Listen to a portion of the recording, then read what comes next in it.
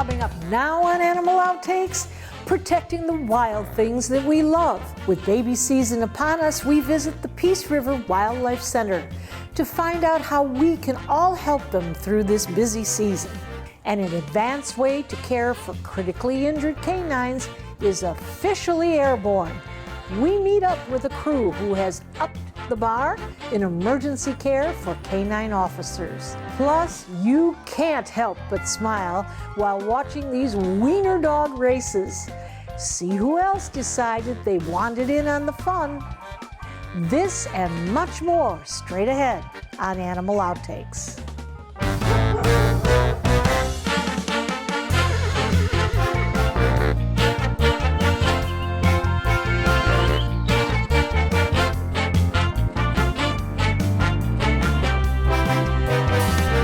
Springtime in Florida means animals are on the move, from breeding to feeding to migrating and nesting. It's fair to say a lot is happening with wildlife. And it also means wildlife rehabilitation centers often see an increase in the number of animals needing treatment. Here at Peace River Wildlife Center, our mission is to contribute to the survival of native Florida wildlife through rescue, rehabilitation, and education. So we have our wildlife rehab hospital that we're at now, and we also have an education center that's open to the public. And this is where we take in sick, injured, and orphan animals that are native to Florida, and our goal is to have them re-released into the wild. So we do about 2,500 animals a year. We are it for Charlotte County. There's actually not another facility even in DeSoto County. So it's spring. This is when the world makes babies. So these babies mean songbirds, they mean baby bunnies, possums, squirrels, and that's a large portion of our caseload in the next coming months. We're just starting to get the first couple squirrels trickle in for the season. We've got some baby raccoons that we just got in. The early comers are usually the baby bunnies too. They kind of don't stop year-round in Florida, but definitely an uptick during these spring months. At the rehab hospital, we have 6 staff, Cassie, and 5 rehabbers. And then at the education center is, we have a curator of exhibits, so in charge of all the animals that we have there, all our resident animals, and assistant curators, maintenance, and then we have administrative staff as well. But we do have about 120 volunteers that we utilize between both programs. Usually people will find an injured animal, either being that their cat brought it in, hit by a car, usually something that was human-related, an injury cause. They bring it to us with the hopes that we can fix it and re-release it back out into the wild. We are caring for those patients, the medications, the foods, the daily upkeep, the laundry, the dishes that require, with that. We always basically have an uptake year after year, kind of across the board throughout the state. With just our field, it's about 10%. You could say roughly on average between everyone's numbers. And that's just more people finding more things, more people having more interactions because there's less space for the animals to be. So they're like, I've never seen a baby bird before in my life. And it's like, well, it's been there the whole time. There's nowhere else for it to be besides your front yard now, versus these wild spaces that are not as preserved as they used to be. So we are actually, and this was in the works before we had the hurricanes come through, we were building a new education center. Our current one is sitting on 0.4 acres. The new one will be 3.5 acres. So we're really excited.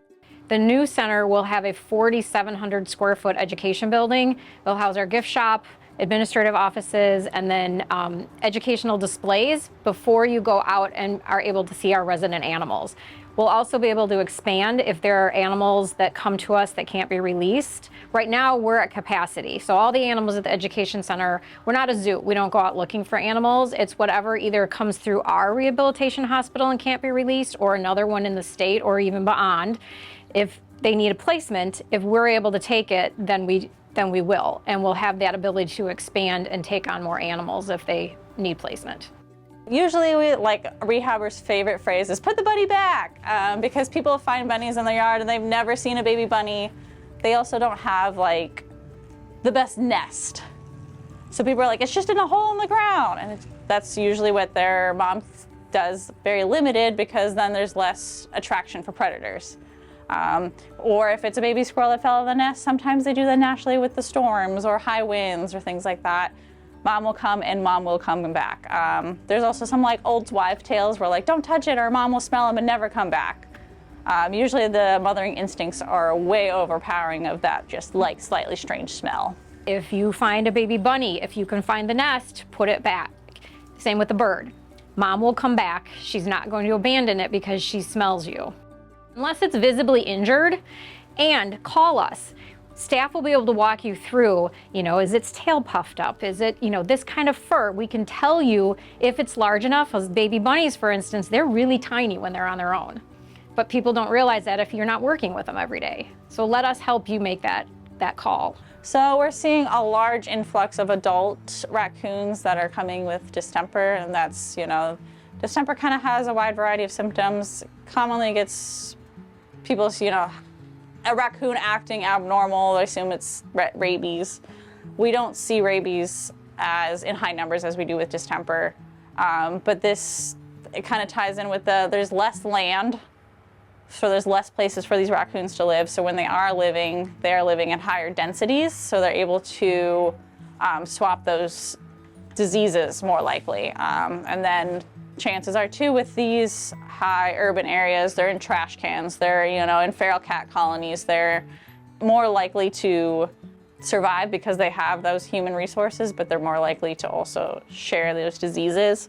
It is a natural limiting of that factor of populations. They all have like an ebb and flow kind of natural, but we increase that likelihood by human intervention. The likelihood of them surviving this disease is very slim, and with the numbers we are seeing, we don't have the spacing to even attempt to treat that, or it's recommended to euthanize at the door. One, make sure your trash cans are shut. Stop feeding the feral cat colonies that also feed all the raccoons, where they can share those, because that's where those feral cats can also, contract diseases and things like that. Yeah, and then people are also finding these raccoons, and they obviously want to help, but then they're getting bit, and then we have to also send them in for rabies testing. We care about Florida, and we care about our native spaces, because to me, if there's no wild spaces and the environment to function as it is, there's not much of us to, we can't survive as humans as well. I feel that our work matters to things that don't have a voice, so they get a second chance of life and they get someone to speak up for them. For much more information, you can log on to prwildlife.org. Coming up next on Animal Outtakes, we meet a crew who's committed to giving canine officers the emergency care that they deserve. Learn how they've trained and who's helped put it all together. After the break. What happens to your pet if something happens to you? It's a tough question, but an important one. At Dante's Den Foundation, we offer a solution.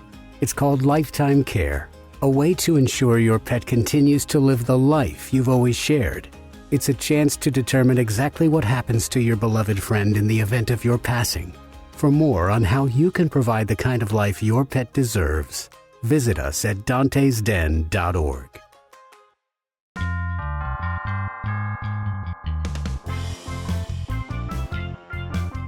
Welcome back.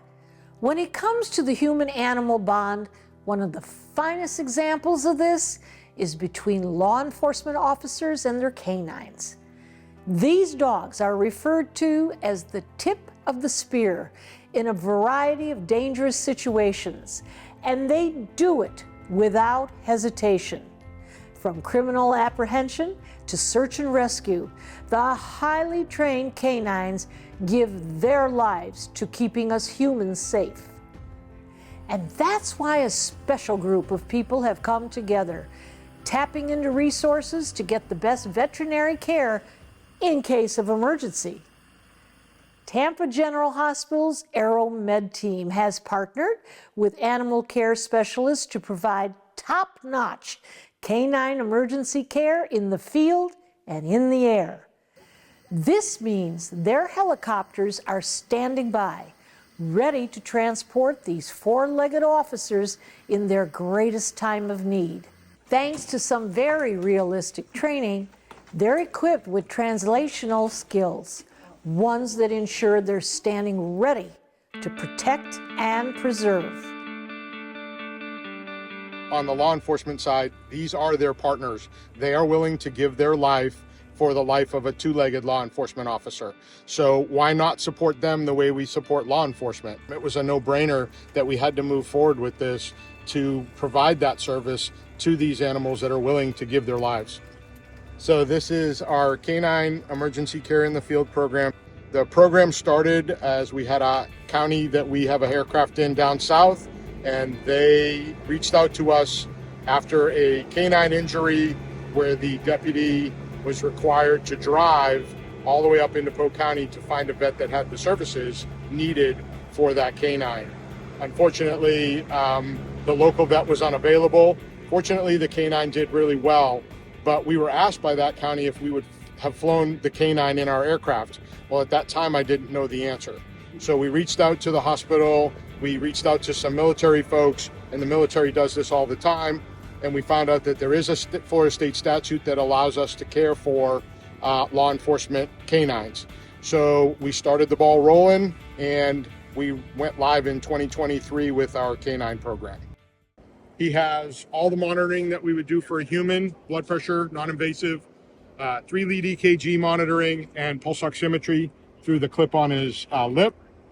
He has a tourniquet on to stop the bleeding from the wound, and we are doing the breathing for him and monitoring his vitals on our monitor.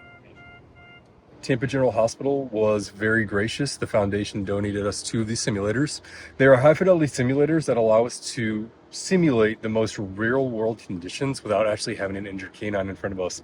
This simulator down here has a pulse. He breathes, he bleeds. We can change out wound patterns. He's hyper-realistic. So when we look at him, we can open his mouth and intubate him. The manufacturers went as far as to put tartar on the teeth. So he's modeled after a canine working dog out of the Middle East named Atlas. You can actually see his tattoo here in the ear. And he is weight accurate. So he is 60 pounds that if we need our law enforcement officers to train with, they can pick him up and lug him all over the place. So we've been fortunate enough to partner with Aeromed. I'm a certified instructor for the NAVMs, which allows us to train our pre-hospital providers in canine care. And so as a veterinarian, I'm not trying to turn these flight medics and nurses into veterinarians or veterinary technicians. What we do is we use a translational approach where we're translating their skill set that they are absolutely phenomenal every day at using to try to benefit our working canines and allow them the very best outcome possible. When we talk about trauma when it first occurs, you have this golden hour. And so our goal is to try to get our working canines, unfortunately, if they're injured at point of injury, to definitive care in the fastest manner possible. But where this program really stands out is through our partnership with Tampa General Hospital, we're able to provide care en route to a more definitive care facility. And built into the system that Tampa General Hospital uses, it's going to locate the nearest veterinary facility that has the appropriate care that they're able to render for that working canine. And so depending on what municipality they're in, it may be a local veterinarian, it may be a 24-hour veterinarian, it may be our level 3 veterinary emergency and critical care facility. It truly depends on what the closest resource is that's going to allow for the best outcome for that patient. The military has been doing this for a long period of time, and I think what we do is we take on what's called Canine TCCC, and so it's tactical care for working canines that have a military application. We have basically used that to develop the civilian aspect of this. Some considerations specifically we have to think about a working canine. Oftentimes their handler may also be injured. And so when we think about this is their partner, first and foremost, that canine is going to want to protect their partner. And so we've had to think through what are the logistics to be able to care for both the handler first, but then also the working canine as a secondary patient that's there. And how are we able to render that care? I think first and foremost, things that we think about is muzzle application. So we have to make it safe for both us as the providers, as well as everybody else that's on scene during that emergency to safely handle those working canines. We've added a couple of different things that may not be on every aircraft, so things like an endotracheal tube. So for intubation, our dogs can often accommodate a size much larger than the average human, so we've added that. We've added muzzles as well as vests for restraint and an extra leash, ear protection, things that the average working canine officer may not have on them when they're far forward in the field. but it allows for all of our staff and medics and flight nurses on the helicopters to be safe while providing this care. Aeromed mission statement is to help take care of the sick and injured, no matter what species they are. We're going to respond 24/7, no matter who calls. I think we have a duty to support our working canines out in the field. Every day they go out and they give it their all, and so our goal is to truly provide the very best care. God forbid there is an injury far forward. How can we train at first the handlers, and then from there the men and women that are on these helicopters to help provide care to these working canines before they're able to reach the hands of a veterinarian that ultimately are going to be the ones that help to save the patient's life? But it's equipping them with the resources as they're in transit to allow for the very best outcome for these canines. The canine officers that I've worked with all are super appreciative of what we're bringing forward to help them help their own partners, as well as provide that emergency care. And so it's just very rewarding to get that love and support from those guys and do something it's the right thing to do. This is K9 Tigor. He's a dual purpose patrol dog. He does tracking, scent detection for narcotics, and then also apprehension. So we go into a lot of dangerous situations where people don't want to go to jail or prison. So we use him to locate and sometimes apprehend the suspects. It is very comforting. This is obviously almost my family member. Working with him every day, I spend more time with him than my actual family. So a lot of these injuries can be time sensitive. So with the helicopter, that expedites their care. It's amazing, this partnership. It's so cool to have the handlers that care for their partners so much, and then also the men and women that are on these aircraft. They care for the animals as well, and it allows them to use a translational skill that they may not use every day. Realistically, we're thinking maybe one call a year, but we stand ready every day to respond, and that's the really cool aspect of this program. And the partnership with Tampa General Hospital and Aeromed is invaluable. It allows us to provide this canine care free of charge to these agencies. When we think about a helicopter lifting off, there's obviously a cost associated with that, but through the Tampa General Hospital Foundation, they're willing to donate these skills and these services to these working canines, which gives them the very best outcome possible. What a program! And officials say it's the first of its kind in Florida and the fourth in the nation. Coming up next on Animal Outtakes, we're heading south to Cape Coral, where this 20-yard dash is full of feisty finishes.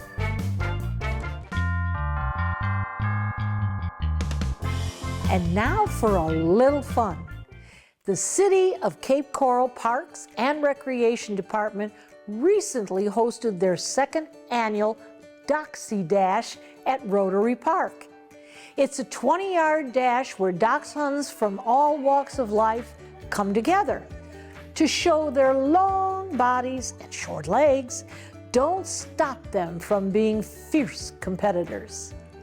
And as you will also see, another group who may not be known for their speed or agility showed up to prove they've got what it takes to make it to the finish line too. Roger, Mark. Get set, go! The second annual Doxie Dash is officially underway at Rotary Park in Cape Coral. Several heats take place, giving each a fair shot at crossing the finish line. Some of them are really good disposition, and then some of them are a little testy. They're a little stubborn, but if you start them really young, you can get them to do just about anything. Toffee is just 2. And she has been through all kinds of obedience classes, and she's a therapy dog, and she loves to run. She got second because she hesitated coming out of the gate. She's never been in. She's never been in them gates. Never hand release. She loves doing it, and I like doing stuff with her. Same way with all of her training classes that she's went through. She really enjoys it. So I enjoy to see her learn things. It's a way for the community to engage and for these tail-wagging, determined doggy dashers to have a little fun showing off their feisty spirit. This is my dog Gracie. We used her favorite toy. When she went back, they let us go forward and squeak the toy. I ran, squeaked it, and she followed me. Well, she was in front, and then she turned around trying to escape the thing. And don't let those short legs and long bodies fool you. These little ones have been unofficially racing worldwide since the 70s. The exercise can be crucial to helping them stay fit, helping them build strong muscles, and to protect their backs. All in all, the Doxie Dash is just a great way for humans and their four-legged friends to spend a Saturday afternoon. And just across the park, the tortoises wanted in on the fun too. This is the second annual Tortoise Trot at Rotary Park, and we race in conjunction with the wiener dog, the Doxie Dash, which is going on right now. And at halftime of the Doxie Dash, the tortoises will race. Tortoises pretty much do whatever they want to do whenever they want to do it. The way the track works is there are several circles. The close circle is where they will all start. The next circle is the finish line for the junior division, the younger tortoises. And this far circle is the finish line for the big tortoises. Whoever crosses the line first wins, and it can be over there, wherever, right? You don't ask them to run in a straight line. Whenever you even say the words tortoise race, someone laughs, okay? It makes people laugh just to think about it, the thought of it. And the wiener dogs are the same way, but you have to love wiener dogs, right? But everybody gets a kick out of watching tortoises race because people think they're slow, but they're not really slow. They're deliberate, right? We love to come here and get to meet all the other tortoise owners and get to see our tortoise meet the other tortoises because it's really fascinating to have them all. It's like a tortoise convention. So her name is Tony Tort. That's her given name. T-O-N-I, right? T-O-N-I, yes. Because she's a female. We just call her Tort. She's a redfoot tortoise. They come from South America. I've had her since she could fit in my hand, and she's 20 years old now. But like in reality, they all have different personalities. They're very smart. They hang out in herds in nature. So like that tells you they're, very friendly. So. And this is Raz. Hi. He has racing stripes on. Yes. That's his close-up, man. Whoa. And he is on the Raz and Rusty racing team. That's right. He looks good today, though. He looks good. She's moving. Yeah, well, that's good. These are tortoises that are mostly raised for the pet trade. And the reason they are so popular is because they like people. They're very sociable, right? Second place this year. And we'll be right back. At Dante's Den Foundation, we let the dogs tell us who they are. We welcome our boarding friends with open arms and open hearts. When your pup spends time with us, we offer a personalized experience, from how they like to play to when they need to relax. Our staff is on site 24/7, and we honor dietary needs along with special requests. We do our best to make it a home away from home by providing a safe and comfortable environment. Dante's Den Foundation. It's a great place to be a dog. Animal Outtakes is produced by Dante's Den Foundation, a nonprofit group dedicated to creating the best life for dogs. If you would like to learn more about Dante's Den, donate, or volunteer, visit our website, dantesden.org. We hope you had fun and learned a thing or two along the way. And we'll be back here again next week with even more animals and some engaging encounters. Until then, thanks for watching.